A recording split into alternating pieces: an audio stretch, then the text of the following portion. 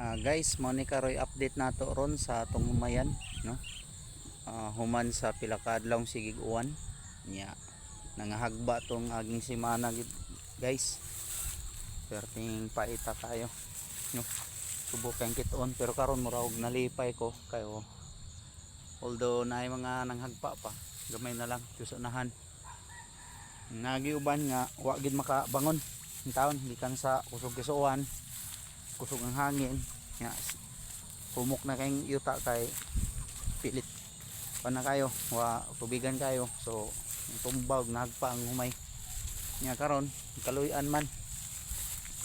So dako ni siya nga grasya sa Ginoo nga hatag sa to na nasalbar ang humay. Gamay na lang yun, murag pila na naka porsyento ang nahagpa ng ban ni sugakod gyud ning laban gyud sa tuwa guys. Ang kinayahan, grasya sa Dios, no? Praise the Lord. Kay gamay na lang kayo. Pero naapagyapoy pipilaan na nga mipilit sa laom sa yuta gyud.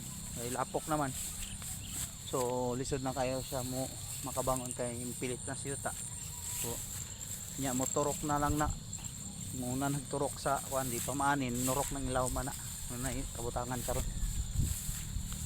Pero at least kuan pa siya laban dito to bangon good para nato, gracias sa Dios. So mo ni karon update nato sa atong basakan tingin daghan ng ano milit pa yung uban.